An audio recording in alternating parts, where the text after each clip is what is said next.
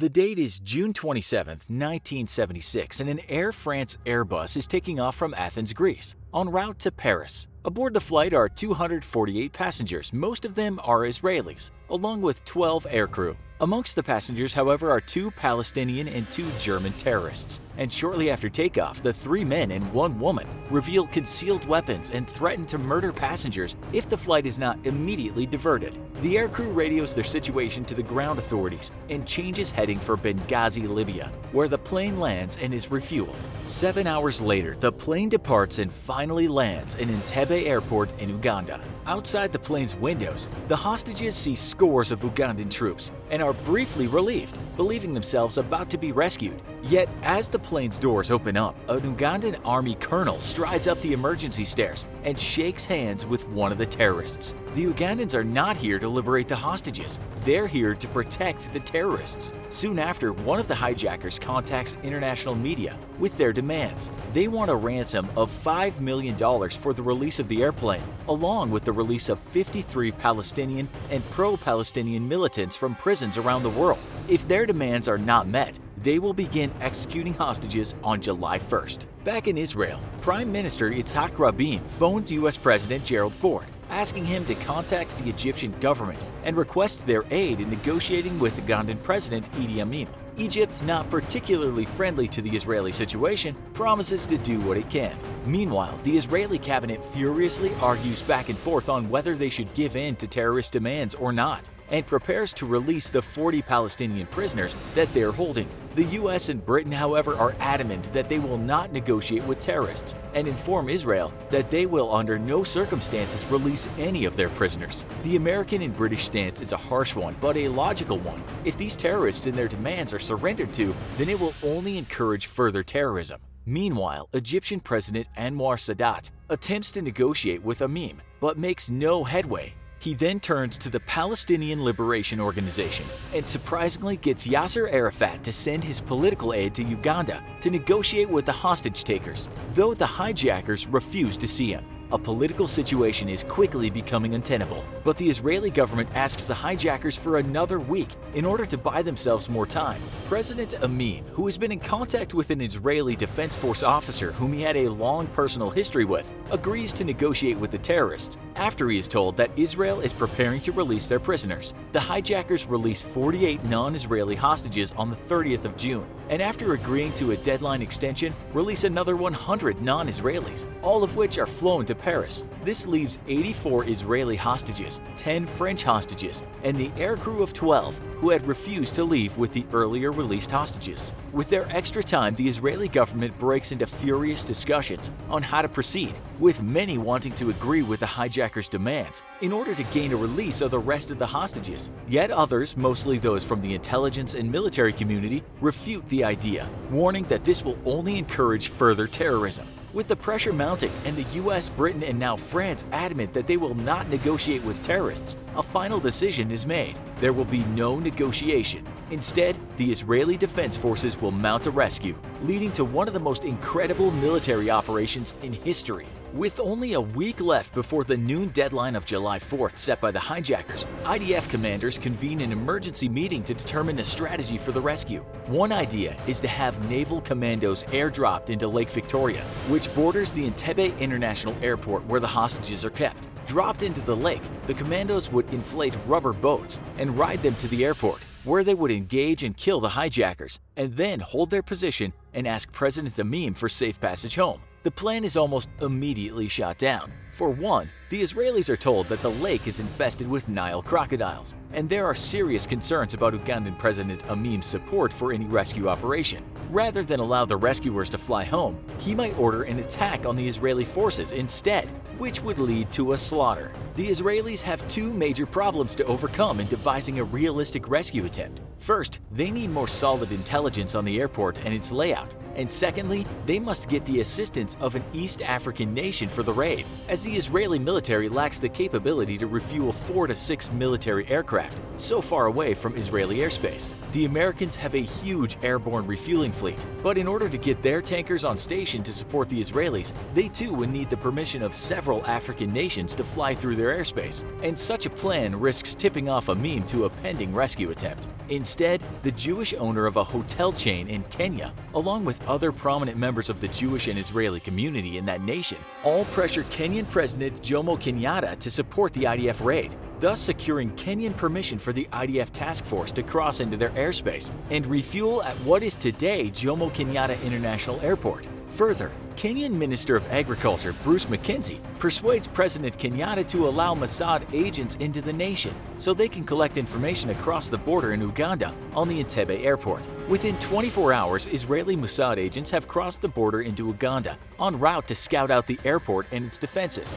Other Mossad agents meanwhile have flown to Paris, where they're conducting interviews with the released hostages. One of them, a French-Jewish passenger with a military background, has an extraordinary memory and is able to provide information not just on the airport, but on the hijackers and the number and types of weapons they carried. All this information is relayed back to the IDF, who have also contacted the Israeli construction company, which had actually built the exact terminal where the hostages are being kept years ago.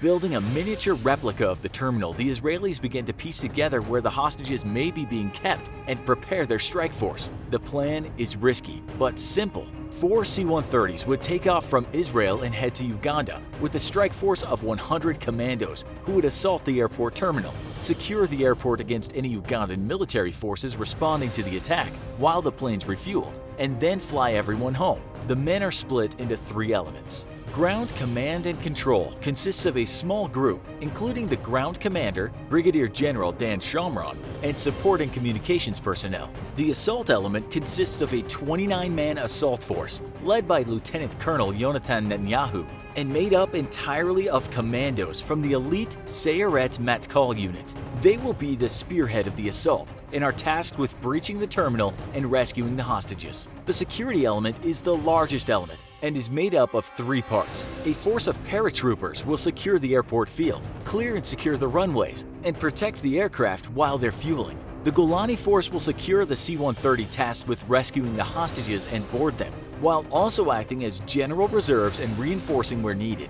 The Sayeret Matkal force will clear the military airstrip nearby and destroy a squadron of MiG fighter jets on the ground to prevent any possible interceptions by the Ugandan Air Force. They will also repel any attack by Ugandan military forces responding from the nearby city of Entebbe. The plan is set, and with time nearly running out late in the evening of July 3rd, just hours before the July 4th deadline, the strike force loads into their waiting C-130s. The 4-plane flight takes off and flies over the Red Sea at a height of no more than 100 feet. From their windows, the soldiers could see waves breaking below them as the airplanes roar along at almost 400 miles an hour. The strike force is flying low and fast to avoid radar detection by the Egyptians, Sudanese, and the Saudi Arabians, fearing that if they are detected, the mission may be given away. Plus, there is the added concern that any one of these nations, not currently on friendly terms with Israel, may decide to intercept the flight. The Israelis, after all, did not gain permission to penetrate or approach their airspace. While flying at 30 meters lets the Israelis avoid ground-based radar, if any military aircraft happen to be in the sky, they would be very quickly detected by airborne radar. And so far out of range of Israeli jets, there would be no hope of protecting the strike force from hostile attack. Nervously, the pilots keep an iron grip on their control sticks. At such low altitudes, the smallest mistake will send them plummeting into the ocean, just 100 feet below them, disintegrating the massive planes on impact. Trailing behind the strike force's C-130s are a flight of 2 Boeing 707s, civilian transports that have been retrofitted with medical facilities, and a command post for the commander of the operation, General Yekutiel Adam. Hours later, the planes have landed at Jomo Kenyatta International Airport in Nairobi, Kenya. One of the 707s, the medical support plane, is left behind, while the other 5 planes are refueled and take off for the assault on Entebbe International Airport. On approach to the airport, the remaining 707 circles overhead, allowing General Adam to remain in contact with his forces on the ground. At 2300 hours, the 4 C-130s all make a combat landing on the airport's runway, their cargo bay doors already open and ready to discharge the men inside. In the darkness though, the first plane almost taxis straight into a ditch, but the other three land without incident. From one of the C-130s, a black Mercedes made to look like President Amin's personal vehicle rolls out, followed by two Land Rovers, all bearing the insignia of the Ugandan president. Inside each vehicle are Israeli commandos, hoping to be able to roll past two known security checkpoints. However, as the vehicles approach, one of the sentries orders the cars to stop. He knows that Amin has recently purchased a white Mercedes and is suspicious. As the vehicle rolls to a stop, Lieutenant Colonel Netanyahu orders the commandos inside to shoot the sentries. The commandos fire two shots at the sentries using their silenced pistols and roll away. Yet as one of the Land Rovers approaches, they realize the sentries are still alive. Orders are clear. There can be no sentries left alive who may raise the alarm. The last Land Rover pulls to a halt, and an Israeli commando hops out, killing the two sentries. Upon hearing the gunshot from the commando's unsilenced rifle, the assault force fears that they've been given away, and the vehicles roar to the airport terminal at high speed. Meanwhile, armored personnel carriers are being hurriedly unloaded from the other C-130 planes.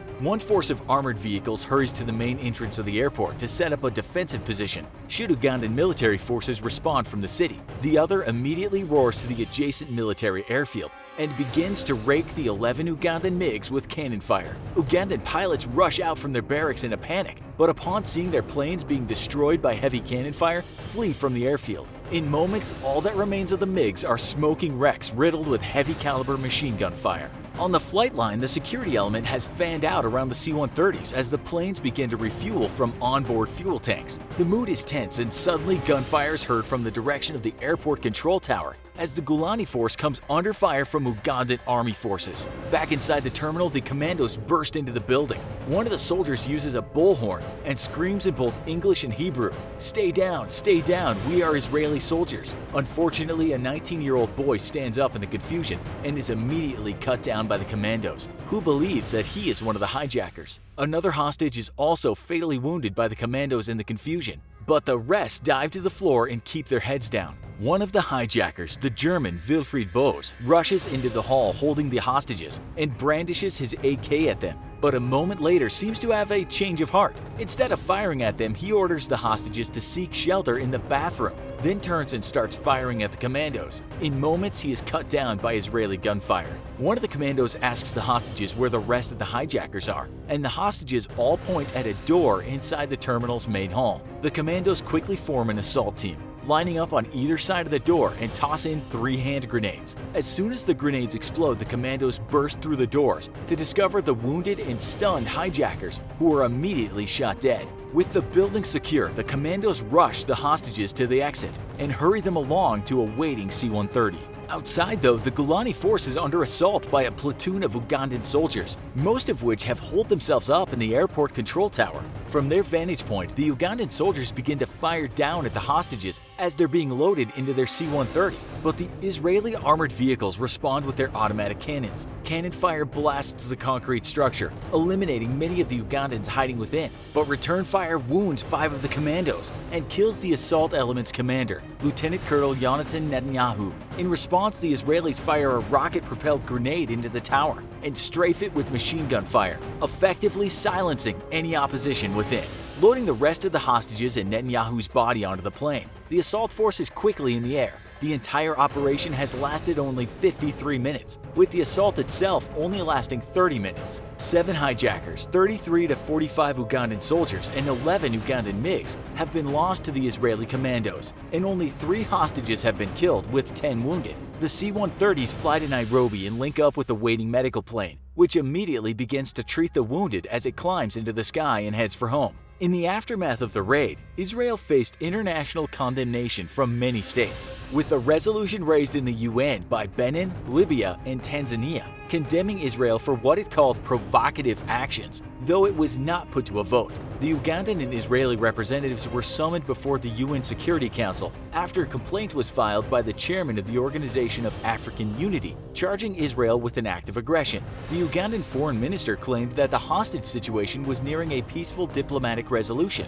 while the Israeli ambassador charged Uganda with being fully complicit in the hijacking. In the end, a general resolution condemning international terrorism and calling for stronger civil air security without condemning Israel's actions was raised, but failed to pass in the General Assembly. Most Western nations would go on to praise the Israeli raid, with representatives of the UK and the USA congratulating Israel on an impossible operation. Uganda's President Tamim, however, was furious and threatened direct military action against Kenya for their support of the operation. In response, the US dispatched the supercarrier USS Ranger and her escorts to the Indian Ocean and based it off the Kenyan coast, ready to respond if Uganda followed through with its threats. While he did not take direct military action against Kenya, Amin did order the murder of one of the hostages who had been left behind, Dora Bloch, a 74-year-old Israeli woman who had been taken to the hospital after choking on a chicken bone. Ugandan military officers showed up at her hospital room